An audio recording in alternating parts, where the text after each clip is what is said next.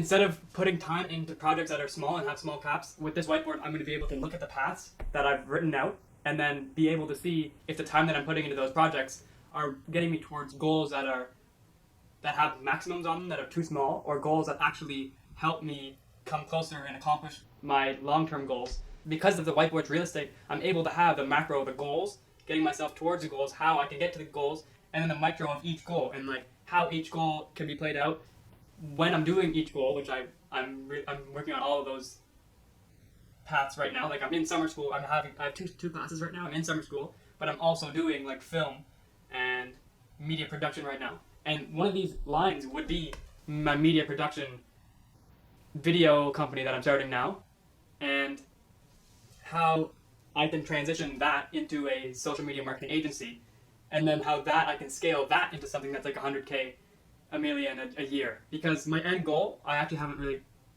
I mean, I had small goals before, which was just like achieve financial freedom. Like I just want to be able to go on a trip when I want. I just want to be able to do stuff when I want. But like, you need to have, I think they're called SMART goals. I think the acronym is SMART.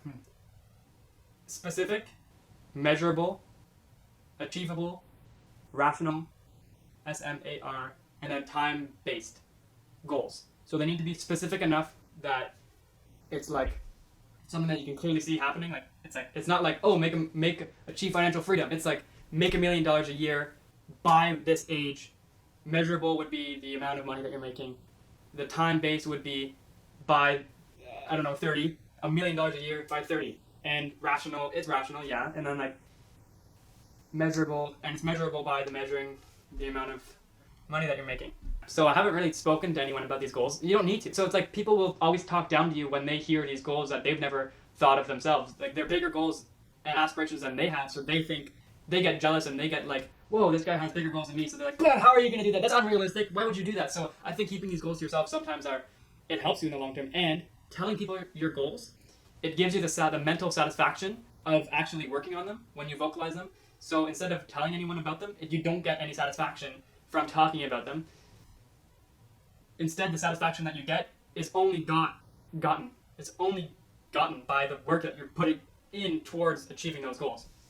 Personally, I think $1 million a year would be enough for me.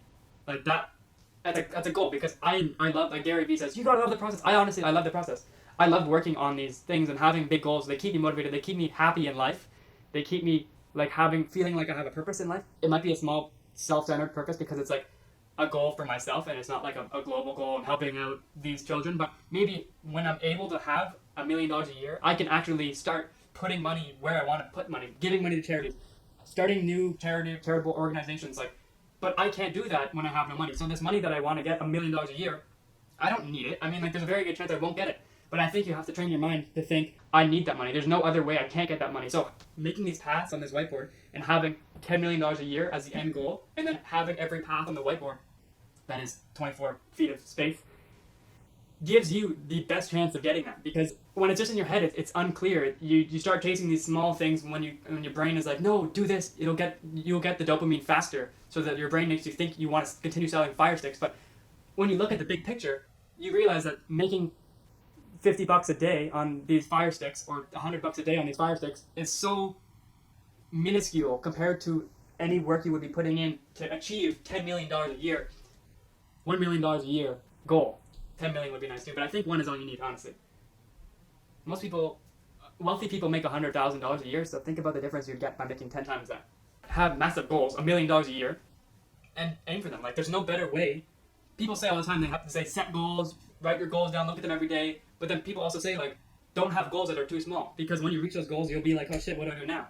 Like, I got my goal, that was easy. But I think that is like not a real a lot of people don't have those problems. A lot of people set goals and don't achieve them. So I think $1 million a year is reasonable. Like, I think I could do it, and I think my best chance of doing it is by having things like this that make it the most clear route possible in my head. So looking at this massive whiteboard, looking at these ideas every day, working on them every day, being reminded of them every day, how I can work towards them more and more every day. I think it's realistic to be setting those type of goals for yourself, and I think that spending $50 on a whiteboard, $50, I mean, it's a lot, but it's not that much.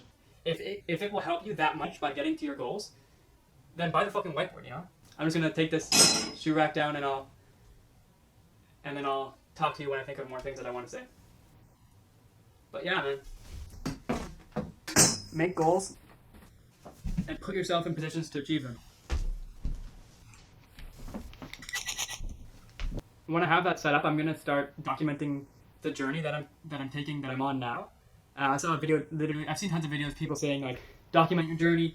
It's motivating. It helps you when you're making videos about it. It makes you need to put out videos of you doing the next thing that you said you were gonna do, because you're not only keeping that promise of, oh, I'm gonna do this and then I'm gonna do this and I'm gonna do this to yourself. You're not just breaking the promise to yourself. Now you're breaking the promise to all the people that are watching the video that you're putting it out to on the internet, on the YouTube. So I'm gonna start documenting my journey, and I think that it would be very rewarding for me to see in the future when I accomplish things that I am working towards now. And I think that it would be extremely motivating for someone else to see me now, just like them, regular, having no money, worrying about spending $50 on a whiteboard, selling shitty fire sticks to make a quick buck, in the same position that they are now, and then where I will be in the future, so that it can motivate them, show them that it's possible to do the things that they hope and dream of by just spending $50 on a whiteboard, making everything as clear as possible in your head. And I think it would also create authenticity between me and my viewers if I were to develop a personal brand through YouTube. I don't think it would hurt to make videos like this. And obviously I've been all over the place in this video.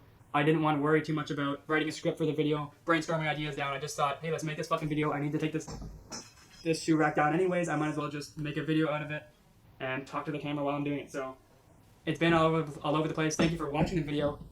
I'm going to cut to me installing the whiteboard. If you made it this far, thanks for watching my all over the place brain with my shitty ideas filled inside and my unrealistic hopes and dreams. But you have to train your brain to, instead of listening to what other people are telling you, like, oh, it's unrealistic, you have to train your brain to just say, yeah, I'm doing it. I have no choice. I think that if school is only going to get you maximum $200K a year and you want to be making $1 million a year, and you will not be satisfied with yourself if you're not making $1 million a year, don't just do a $1 million, do whatever you want, but $1 million is what I want. Then don't even fucking waste your time with school, because that's like what I was saying. You're putting that much time into something that has a cap on it. You're not going to be you're not going to be happy with your success for the rest of your life if you're putting all this time into just reaching this max cap. So put this time into something over here where the cap is fucking $1 million a year, $10 million a year. You know what I mean? Maybe you don't know what I mean. Either way, I'm going to start making videos about what I'm doing. This is, I guess, the first video, so I hope it's kind of entertaining. It's probably not that entertaining, but I love to watch YouTube videos, so I think other people might want to watch me too. I'm not that interesting, but I do some cool things.